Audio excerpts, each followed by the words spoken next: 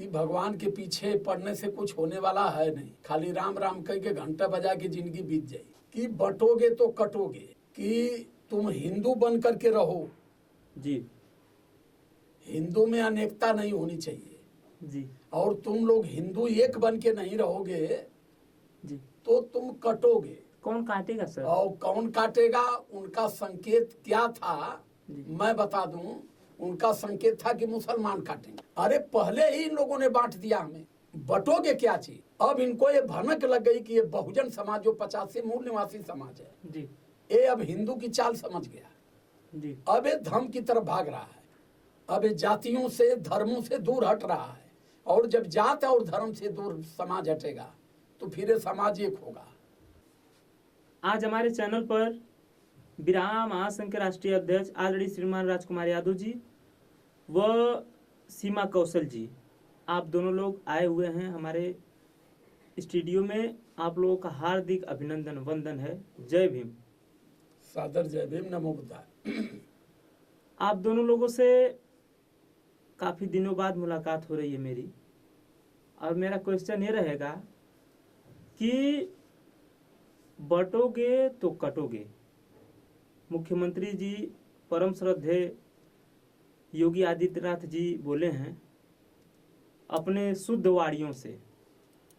तो आप दोनों लोगों का क्या इसका मतलब सर क्या है, तात्पर्य क्या है, वो क्या कहना चाहते थे? हमारे देश के जनता लोग तो नहीं समझ पाए, जो पढ़े लिखे थे बेचारे थोड़ा मतलब असल में देखिए, माननीय आदित्यनाथ योगी जी तो संत हैं।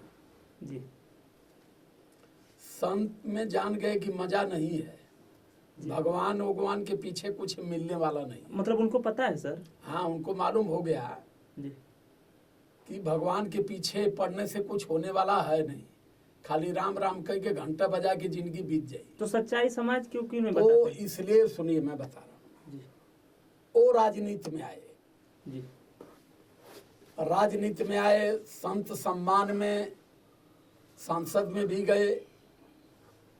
और चूंकि जो इनका संगठन है हिंदू वाहिनी, जी, संगठन काफी मजबूत है। जी, ये देश के मुख्यमंत्री बन गए प्रदेश के, और उत्तर प्रदेश जैसे बड़े प्रदेश का जो मुख्यमंत्री बन जा, जी, तो मैं जानता हूँ माननीय आदित्यनाथ जी के ये समझ में ही नहीं आया जी, कि हमें बोलना क्या चाहिए। जी, बटोगे तो कटोगे, जी, उनके कहने का मेरे हिसाब से दो अर्थ है। जी, पहली बात तो उन्होंने ये संकेत किया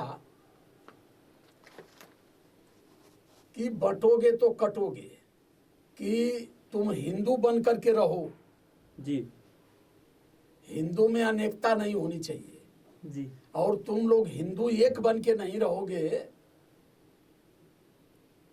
जी। तो तुम कटोगे। कौन काटेगा सर? और कौन काटेगा, उनका संकेत क्या था जी। मैं बता दूं। उनका संकेत था कि मुसलमान काटेंगे। तो मुसलमान कितना है सर देश में? सुनिए, जी, नहीं समझ रहे आप ना, मुसलमान कितना हूं, मुसलमान क्यों काटेंगे।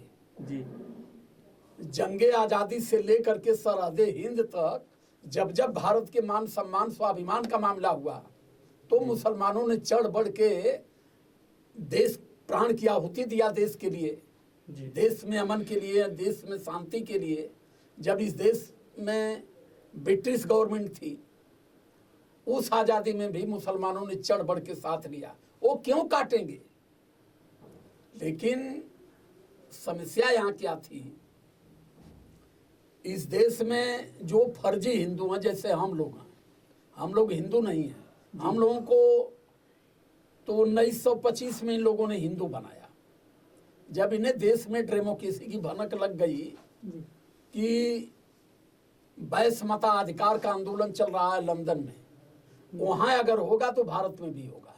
जी, तो जब भारत में होगा तो भारत में हमारी आबादी ही कम है, तो इसलिए जितनी यहाँ के शोषित समाज हैं, जितने यहाँ के शूद्र समाज हैं, सबको हिंदू बना दो। जब सभी हिंदू हो जाएंगे तो हिंदू और मुस्लिम दो मुद्दा हम लोग बना देंगे, इनसे इनको लड़ाएंगे, जातियां में पहले से बटे हुए हैं, और इनको लड़ा के जो हिंदू हैं वो बचने के लिए मुसलमानों के प्रति नफरत पैदा करेंगे और ये सब मुसलमानों से डरेंगे, मुसलमानों से डर के सब हमारे साथ रहेंगे तो हमको ये वोट देंगे। ये फंडा उनका कामयाब हो गया, ठीक है। लेकिन ऐसा कुछ नहीं है। अरे पहले ही इन लोगों ने बांट दिया हमें जी। बटोगे क्या चीज? अब इनको ये भनक लग गई कि ये बहुजन समाज जो 85 मूल निवासी समाज है जी। ये अब हिंदू की चाल समझ गया जी। अब ये धर्म की तरफ भाग रहा है, अब ये जातियों से धर्मों से दूर हट रहा है। और जब जात और धर्म से दूर समाज हटेगा तो फिर ये समाज एक होगा, और ये समाज जब एक होगा तो मुसलमान पूर्ण रूप से इस समाज के सदैव साथ रहे। जी। इतिहास बताता है, चाहे माता सावित्रीबाई फुले की लड़ाई रही हो, माता सावित्रीबाई फुले ने शिक्षा के लिए जब वो आंदोलन कर रही थी उस समय माता फातिमा शेख और उस्मान शेख ने उनका साथ दिया, उनके लिए उन्होंने जमीन उपलब्ध कराया, उनको रहने के लिए घर दिया। जब बाबा साहब अम्बेडकर को संविधान सभा में जाना था तो वहाँ चुनाव बाबा साहब अम्बेडकर को पहली बार हरा दिए, मुसलमान बुला करके बंगाल से चुनाव लड़ा करके बाबा साहब अम्बेडकर को जिता करके संविधान सभा में भेजा। ये सारे खतरे को ये भांप गए। तब इन्होंने ये कहा कि बंटोगे तो कटोगे। जी। एक भाषा तो ये हो गई, दूसरी भाषा इनका साफ साफ है कि अगर बंटोगे, हिंदू से बाहर निकलोगे तो कटोगे। फिर कौन काटेगा? तब ये लोग काटेंगे। बटोगे तो कटोगे का क्या अर्थ है? मैंने दोनों बात इनकी बता दिया, लेकिन हमें तो पहले ये लोग बांटे, हमें ये लोगों ने कभी अपने में मिलाया ही नहीं। अगर हमें ये मिलाते ईमानदारी से जी। तो संवैधानिक अधिकार जो है वो 60% पर जी।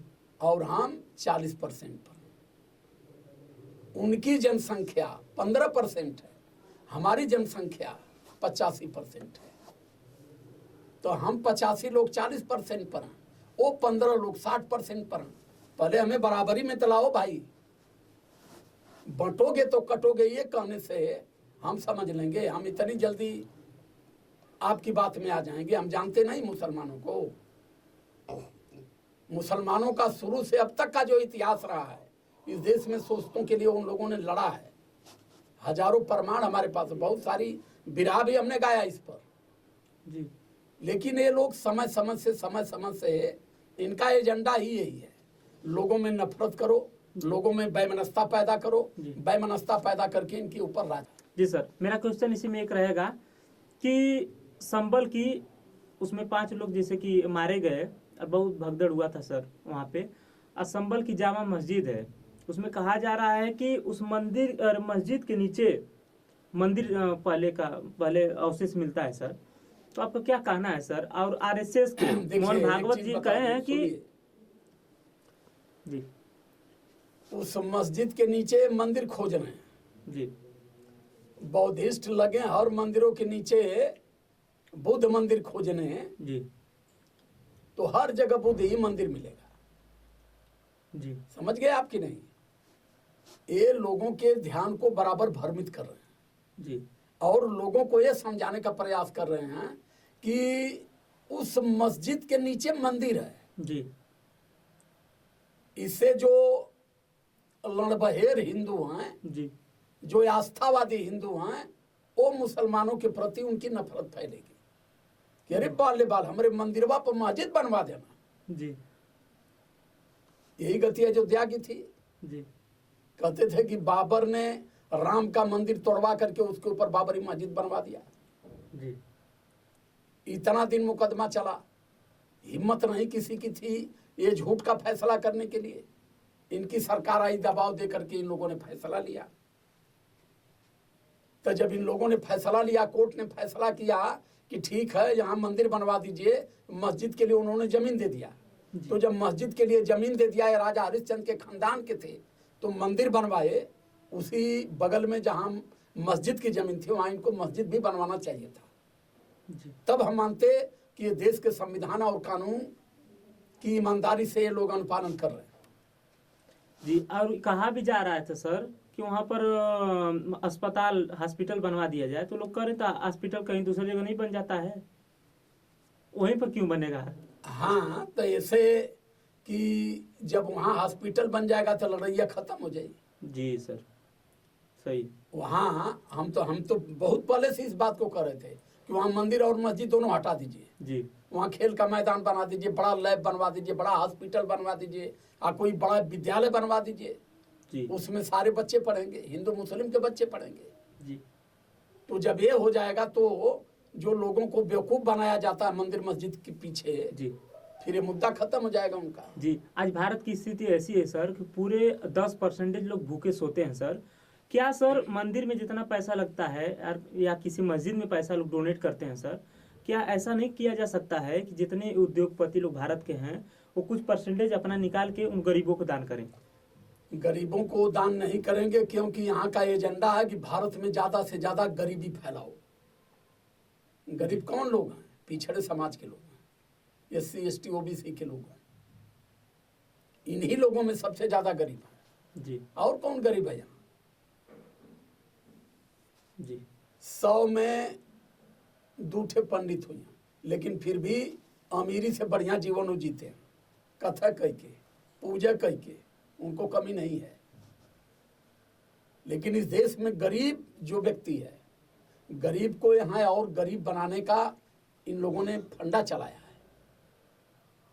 जी जो भारतीय जनता पार्टी का इतिहास गोलवर्कर से लेकर के जी। मैंने जो अध्ययन किया है, जी। किसी देश में ज्यादा समय तक सत्ता पर अगर काबिज रहना है तो उस देश की पूंजी को समेट लो, जी। उस देश के लोगों को गरीब बना दो, वो तुम्हारे पीछे दो मिलाते हुए रह जाएंगे। चलिए सर, बहुत बहुत धन्यवाद। मैं आपके सहयोगी सीमा कौशल जी से कुछ शब्द जानने की कोशिश करूंगा मैम, कि बटोगे तो कटोगे, आप किस तरह समझती हैं और जानती हैं, और आप अपनी जितना समझती हैं और जितना जानती हैं आज हमारे बहुजन समाज को बताइए मैम, किस तरह उस देखती हैं, उसका क्या तात्पर्य है? आपका कहना है, जी आपका प्रश्न है कि मैम सर तो दूसरे हिसाब से बताए हैं, आप कुछ और जानती हैं तो वो बता दीजिए। मैम बटोगे तो कटोगे, इसका मतलब क्या है? जी और ये उत्तर प्रदेश के माननीय मुख्यमंत्री आदित्यनाथ योगी जी ने जी कहा है। जी उस पर आपका यहाँ सवाल है जी। मेरे से। जी तो अभी तक तो आपसे सर जी से बात हो रही थी, जी और मेरा जहाँ तक मेरा जवाब रहेगा आपके सवालों पर जी कि बटोगे तो कटोगे, इनका ये कहना है। तो हमें इसीलिए अलग अलग हिस्सों में, अलग अलग टुकड़ों में, अलग अलग जातियों में इन्होंने बांट दिया है। जी और ये उसी नजरिए से देखते हैं, इनकी निगाहें यही पढ़ती रहती है कि हमारे मतलब ये बहुजन समाज के लोग जी कहाँ तक हमने मिशन में इतना मतलब इनके यहाँ कहाँ तक कामयाब हुए। जी हमारा मिशन इनके कहने का सीधा मतलब है कि दोनों भाजपा के साथे रहा, नहीं तो मियाँ तुम मरी हैं। जी साफ साफ मैडम, इसका मतलब यही है, मतलब सर जी बटोगे तो कटोगे। सुनिए दोनों सर, सभी बहुजन समाज के लोगन भाजपा के साथे रहा, भूखन मर जइया, लेकिन भाजपा के साथे ना रहा तो मियाँ तो उनके लब दिए हैं। मतलब मुसलमान जैसे काट देंगे आप लोग। हाँ, सुनिए सर जी, आपने सही जवाब दिए। तो हमारे मुसलमान भाई इतना बेवकूफ नहीं है कि हमारे बहुजन समाज को न समझते हैं, अपने इतिहास को न पढ़ते हैं, अपने संविधान को न पढ़ते हैं। जी चूंकि जितना है हमारे 85 मूल निवासी में अभी हमने बताया, जातवादियों में हमें इन लोगों ने बांटा है, जी जातियों में हमें ये लोग विभाजित करके, हमें हिंदू हमें मुस्लिम। कि उत्तर प्रदेश में मतलब मुख्यमंत्री के कुर्सी पर आदित्यनाथ योगी जी बैठे हैं। जी इसके पहले इतना बड़ा मतलब राजनीति में इस तरह का भदेश नहीं हुआ था। जी इस तरह का अपशब्द बोल करके, लोगों में भड़काऊ बातें करके, कोई शासन सत्ता में और बैठा हो। मतलब इस तरह की बातें कभी नहीं हुई थी। इसके पहले भी राजनीति होती थी, इसके पहले भी बहुत सारे मुख्यमंत्री आए, हाँ, उस कुर्सी पर बकायदा उसको निभाए। उस गरिमा को। लेकिन पहले जो राजनीति होती थी वो देश की व्यवस्था पर होती जी। थी, अमीरी गरीबी पर होती थी, बेरोजगारी पर होती थी। इसी में हमने एक गीत गाया था, तब का नेता देशवा के ऊपर कुर्बान भइल हैं, अब का नेता 12 आना कुल बेईमान भइल हैं। जी तब का नेता देशभक्त बन करें नीत का खेती, जी अब का नेता ना पहचाने केहू का बहनी बेटी, पेटी भरल रुपया दे के बंद जबान कैला। सही है, समझे आप कि नहीं? सच्चाई है। तब का नेता अपने दल के सच्चे रहे पुजारी। तब के नेता जो थे सिद्धांतवादी थे, विचारक थे। वो अपने सिद्धांतों से समझौता नहीं करते थे, सत्ता रहे चाहे जाए। जी तो तब के नेता अपने दल के सच्चे रहे पुजारी। अब का नेता दल बदलो बन ये हर वो हर मुँह मारी, गारी आड़े देना मुंह पर खूब बखान करें। मैं इनकी परिभाषा को समझ गया हूँ। बाबा साहब अम्बेडकर को पूरी शिद्दत और ईमानदारी से अगर केवल हमारे नेता देश के SC ST OBC के लोग फॉलो कर लें तो ये कभी पार्लियामेंट पर कब्जा कर लेते। लेकिन ईमानदारी से इन लोगों ने कभी बाबा साहब अम्बेडकर की बात को समाज में और जनता में नहीं रखा। आज लेकर के संविधान जा रहे हैं पार्लियामेंट में। अभी संविधान पर चर्चा हो रही थी, चर्चा हो रही है संविधान पर, और बार बार हिंदुस्तान हिंदुस्तान हिंदुस्तान कर रहे हैं। जब ये लोग संविधान लेकर के पार्लियामेंट में गए, उसी समय मैंने कहा था कि अगर संविधान लेकर के आप गए हैं पार्लियामेंट में तो कभी पार्लियामेंट में अपने मुख से हिंदुस्तान शब्द मत निकालिएगा। ये हिंदुस्तान नहीं है, ये भारत है। क्योंकि बाबा साहब अम्बेडकर हिंदुस्तान को संवैधानिक भाषा नहीं बनने दिए। बाबा साहब अम्बेडकर कहते रह गए, इंडिया डिड भारत, ये भारत है, हिंदुस्तान नहीं है। और ये बराबर भारत को हिंदुस्तान बनाने के लिए, हिंदू राष्ट्र बनाने के लिए पैर ऊपर करके बराबर चल रहे हैं। इस चीज को हमारे लोग समझ नहीं पा रहे हैं कि ये कितना खतरनाक शब्द है। इसलिए मैं बार बार हिंदुस्तान शब्द का विरोध करता हूं। आप कहीं कहिए हिंदुस्तान शब्द, लेकिन पार्लियामेंट के अंदर उतनी पवित्र स्थान पर भारत के लोगों ने, भारत के लोकतंत्र में, भारत की जमहूरियत में आपको वोट दे करके लोग उस पार्लियामेंट में भेजे हैं। और संविधान की कसम खा करके आप पार्लियामेंट में बैठे हो। तो जब संविधान की कसम खाए हो तो फिर हिंदुस्तान शब्द क्यों बोल रहे हो?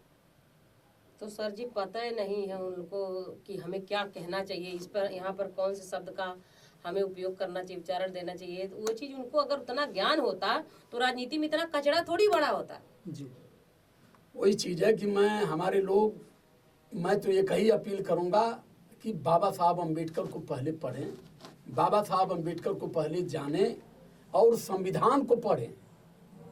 संविधान में किस आर्टिकल में किस जगह बाबा साहब अम्बेडकर ने हिंदुस्तान शब्द लिखा है। अगर आप संविधान लेकर के गए हो तो फिर आपको हिंदुस्तान अगर बोल रहे हैं तो बाबा साहब अम्बेडकर और संविधान दोनों का अपमान कर रहे हैं।